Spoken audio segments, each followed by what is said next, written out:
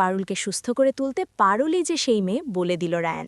অবাক হয়ে যায় দাদু। সম্পূর্ণটা জানতে ভিডিওটা প্রথম থেকে দেখতে থাকুন। ধারাবাহিকের শুরুতে দেখা যায় রায়ান এসএসকে চ্যালেঞ্জ করে যে পারুলকে তো আমি ফিরিয়ে আনব। আপনি ভাবছেন যে পারুলের গল্প শেষ? একদমই নয়, কিন্তু পারুলকে ফিরিয়ে আনব, আর যেদিনও ফিরে আসবে সেদিনকে কিন্তু আপনাদের কপারে শনি নাচছে। এসএস তো এমন আভাব দেখাচ্ছে যেন ওর কিছু যাই আসে না। মনে মনে বলছে, কাম ডাউন সমযুক্তা, এখন মাথা গরম করলে চলবে না। তোমার কনফেশন ভিডিওটা এখনও অবধি পাওলের কাছেই আছে, আর যেভাবেই হোক তার খবর আমাকে বার করতেই হবে। এসএস নাটক করে বলছে, আমি বুঝতে পারছি রায়ান যে তোমার এখন মেন্টাল হেলথ ঠিক নেই। যাই হোক, এটা তো স্বাভাবিক। আর কি করবে বলো, এখন শুধু ঠাকুরের কাছে প্রে করো যদি পারুলকে ফিরিয়ে আনতে পারো। শিরিন তখন এসএসকে বলছে, এখানে দাঁড়িয়ে থেকে কি লাভ আছে বলুন তো ম্যাডাম?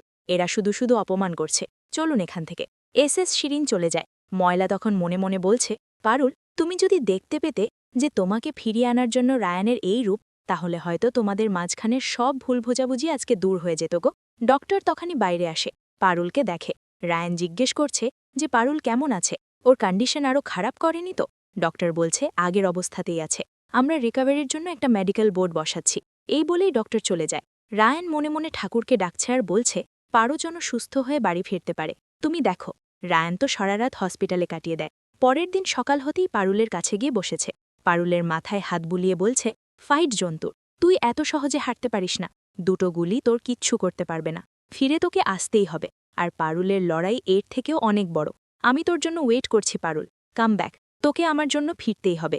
পারুলকে তারপরে ওখান থেকে অন্য জায়গায় নিয়ে যাওয়া হয়। রায়ান চিৎকার করে পারুলকে ডাকছে। তরিতা তখন রায়ানকে বলছে, নিজেকে সামলাও, বোনকে শক্ত করো। একমাত্র বাবা ভুবনেশ্বরের আশীর্বাদেই পারুলকে ঠিক করতে পারে। আসলে পারুলের পেটে যে গুলিটা ছিল সেটা বের করানোর জন্যই আরেকবার অপারেশনে পারুলকে নিয়ে গেছে। অপরদিকে রুকু আর গোপালটা পারুলের জন্য বাবা ভুবনেশ্বরের সামনে গন্দি কাটছে। অপরদিকে রায়ানও তো বাবা ভুবনেশ্বরের কাছে গিয়ে পারুলের জন্য প্রে করছে। দাদু তখন রায়ানকে বলছে যে জীবনের সব লড়াইয়ে যে তোমার পাশে থেকেছে, আজ তাকে এটা ফিরিয়ে আনার লড়াই। আশুতোষ বসুর এখন আর সেই ক্ষমতা নেই যে সে লড়বে। তোমাকে পারতে হবে রায়, লড়ে ফিরিয়ে আনতে হবে ওকে। রায়ানও তারপর পারুলের জন্য প্রার্থনা শুরু করেছে। আর এদিকে রুকু আর গোপাল পারুলের যাতে সুস্থ হয়ে যায় সেই কারণে গণ্ডি কেটে যাচ্ছে। এরপরই দুজনে গণ্ডি কাটার পর যায় বাবা ভুবনেশ্বরের মাথায় জল ঢালতে। দুজন একসঙ্গে জল ঢালছে। হঠাৎ করে ভুবনেশ্বরের মাথা থেকে একটা ফুল নিচে পড়ে। গোপালরা বুঝতে পারে যে ওটা বাবা ভুবনেশ্বরের আশীর্বাদ। খবর দেখে ডক্টরদের অপারেশনও কমপ্লিট হয়ে গেছে। অপারেশন সাকসেসফুল হয়েছে। নার্স তারপরে বাইরে বেরিয়ে রায়ানদের খবর দেয় যে অপারেশন হয়ে গেছে সাকসেসফুল। সবাই শুনে খুশি। সবাই অপেক্ষা করছে কখন পারুলের সঙ্গে দেখা করতে যাবে, কিন্তু ডক্টররা কোনোভাবেই পারুলের সঙ্গে দেখা করতে দিচ্ছে না। রায়ান তখন জিজ্ঞেস করছে ডক্টরকে, কি হয়েছে ডক্টর? আপনি বললেন যে অপারেশন সাকসেসফুল, তাহলে পারুলের সঙ্গে দেখা কেন করতে দিচ্ছেন না? অপারেশন সাকসেসফুল হয়েছে ডক্টর জানায়, কিন্তু পারুলের এখনও সেন্স ফেরেনি। স্বামী শুনেই তো কাঁদতে শুরু করে দিয়েছে। ভুবন সরকারকে ডাকছে আর বলছে, এখনও অবধি মেয়েটার জ্ঞান ফিরল না দিদিভাইটার। ডক্টর বলছে, এটাই তো আমাদের ভাবা আছে, এতক্ষণে তো সেন্স ফিরে আসার কথা। রায়ান তখন বলছে, তাহলে আপনারা কি করে বলছেন যে অপারেশনটা সাকসেসফুল হয়েছে? আপনারা কি এমন অপারেশন করলেন যে পেশেন্ট একেবারে সুস্থ হচ্ছে না? ডক্টর তখন জানায়, আসলে গুলিটা এতক্ষণ ধরে ওর পেটে থাকার কারণে নার্ভগুলো একটু ডাউন হয়েছে। আমরা যথাসাধ্য চেষ্টা করছি, কিন্তু যতক্ষণ পর্যন্ত জ্ঞান ফিরছে আমরা কিছু করতে পারব না। দাদু তখন ডক্টরের সঙ্গে কথা বলে, কি করলে তাহলে ওর জ্ঞানটা ফিরে আসতে পারে? আপনারাই বলে দিন। তখন ডক্টর বলছে, একটা পথ এখনও আছে। পারুল ওর কনশিয়াস মাইন্ড দিয়ে সেন্সে না এলেও ওর সাবকনশিয়াস মাইন্ড কিন্তু এখনও অবধি জেগে আছে। যদি ওর সাবকনশিয়াস মাইন্ডকে কোনোভাবে হিট করে ওর কনশিয়াস মাইন্ডকে জাগিয়ে তোলা যায়, তাহলে ও সাড়া দিতে বাধ্য। গোপাল তখন বলছে, এটা কি করে সম্ভব? তোর চেতনাটাই নেই, তাহলে ওর অবচেতনে আমরা ঢুকব কি করে? রায়ানের তখন মনে পড়ে দাদুর বেলায় পারুল কি না কি করেছিল। তখনই গোপালকে বলছে রায়ান যে এটা সম্ভব। গোপালদা, পারুল ঠিক ফিরবে, আর দাদুর বেলাও তো সেম এটাই হয়েছিল। দাদু শুনেই বলছে, আমার মতো বুড়ো যদি ফিরে আসতে পারে তাহলে পারুলের মতো এরকম ছটফটে প্রাণ অবশ্যই ফিরবে। দাদু রায়ানকে বলছে, কি কি করতে হবে বল। রায়ান তখন বলছে, পারুল যা যা কথা শুনতে চাই সেগুলো সব ওকে বলতে হবে। এটা হচ্ছে আমাদের লাস্ট চান্স, তাই এই রিস্কটা তো আমাদের নিতেই হবে। ডক্টর তারপরে রায়ানদের নিয়ে যায়। রায়ান গিয়ে পারুলের মাথায় হাত বোলা বলছে, পারুল, চোখটা খোলো। পারুল তো সাড়াই দিচ্ছে না। সবাই মিলে চেষ্টা করছে পারুলকে জাগানোর জন্য। রুকু তখন কাঁদতে কাঁদতে পারুলকে বলছে যে, পারুল, তুমি তো জানো তোমার কিছু হয়ে গেলে তোমার দাদা বাঁচবে না। তুমি তোমার দাদাকে খুব ভালোবাসো না?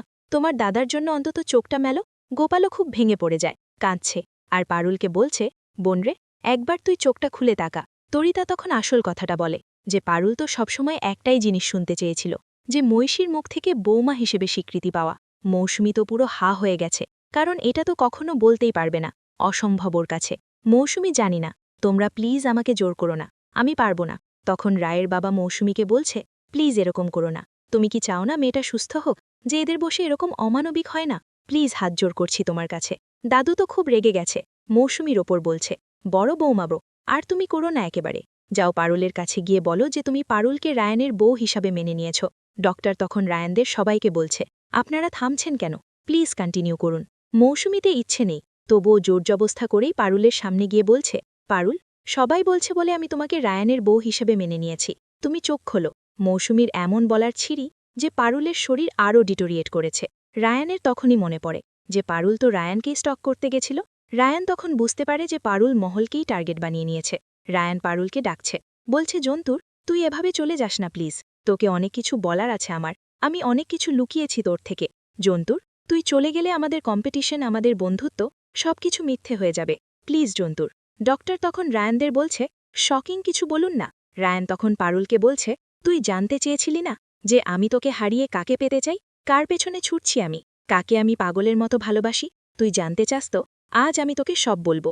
কিন্তু জন্তু, তুই এভাবে চলে যাস না, তুই চিরকানের মতো চলে গেলে আমি কার সঙ্গে আর কম্পিটিশন করব? প্লিজ জন্তুর, চোখ খোল, তুই চলে গেলে যে তোর মতো আমি আর কাউকে পাবো না। রায়ান তখন বলছে, শোন জন্তুর, আমি যাকে পেতে চাই তার নাম হলো পারুলের। তখনই তো জ্ঞান ফেরে, চোখ খুলে তাকায়, সবাই দেখেই তো একেবারে খুশি হয়ে যায়। পারুল তখন রায়ানের চোখের দিকে তাকায়, দেখছে যে রায়ান কাঁদে কাঁদে বলছে, ওয়েলকাম ব্যাক। এই বলেই পারুলকে জড়িয়ে ধরেছে। পারুল তখন আস্তে আস্তে বলছে, তুই আমাকে মিথ্যে কথা বললি? হ্যাঁ, আমি তো জানি পারুল চক্রবর্তীর মৃত্যু কখনো এত সাধারণ হতে পারে না। রায়ান বলছে, তোকে ফিরিয়ে তো এনেছি আমি, তোকে হাড়ে হাড়ে চিনে গেছি জন্তুর। এই বলে রায়ান তো পারুলকে জড়িয়ে ধরেছে। তখন পারুল, কিন্তু এই মহলকে আমি ছাড়ব না রায়। রায়ান বলছে, কি আজব রে তুই, হ্যাঁ, তুই গুলি খেয়ে পড়েছিলি, জ্ঞান ফিরছিল না তোর, তোকে নিয়ে দুনিয়া এদিক ওদিক হয়ে যাচ্ছিল, আর তুই এখনও মহলের কথা বলতে পারছিস? পারুল তখন বলছে, আমি তো ওরকমই বল, আমি তো জন্তুর। অপরদিকে মৌসুমী ছোট বোন মৌসুমীর কানের কাছে গিয়ে বলছে, প্রেমটা একবার দেখ, ঠিক কিন্তু বাঁচিয়ে আনলো। এদিকে পারুল রায়ানকে বলছে, পারুল চক্রবর্তীর মৃত্যু এত সাধারণ হতে পারে না। রায়ান, ও মরলে ফাইটারের মতো মরবে। স্বামী কথাটা শুনে পারুলকে বলছে, বালাই সার, তুই মরবি কেন? তুই আমাদের দীর্ঘমায়ু হ। গোপাল বলছে, সবার ওপর দিয়ে যা গেল বোন, এবার কিন্তু আমরা জমিয়ে একেবারে ক্রিসমাস সেলিব্রেট করব। কিছুদিন পর পারুল সুস্থ হয়ে বাড়িতে ফেরে। একেবারে পারুল তো ঘরে ঢোকার আগেই বাড়িটাকে সুন্দর করে একেবারে ডেকোরেট করা হয়েছে। পারুলকে বরণ করে ঘরে তোলে। পারুল ঘরে ঢুকে দেখছে যে কতগুলো ফুলের বুকে। বলছে, এতগুলো ফুলের বুকে কিসের জন্য? তখন রায়ানের বাবা বলছে, আরে তোকে নিয়ে তো নিউজে একেবারে হইচই পড়ে গেছে, তুই যে মেয়েগুলোর জন্য ক্যাম্পেইন শুরু করেছিলিস, তারাই এই ফুল আর কিছু গিফট তোর জন্য পাঠিয়েছে। গোপাল তখন পারুলকে বলছে, এই ভালোবাসাটা সবাই পায় না রে, তুই তোর নিজের জন্য সবার থেকে ভালোবাসাটা আদায় করে নিয়েছিস। পারুল তখন বলছে, সবই বাবা ভুবনেশ্বরের দয়াগো, না চাইতেও এতগুলো মানুষের ভালোবাসা পেলাম। কিন্তু পারুলের তো এক জায়গাতেই আফসোস, যাকেও মন থেকে চাইল তার ভালোবাসা পেল না। ময়নাক তখন বলছে, এবার তো ক্রিসমাস পার্টিটাই খুব আনন্দ হবে। আর এখানেই আজকের পর্বের আপডেট শেষ হয়। দেখা হবে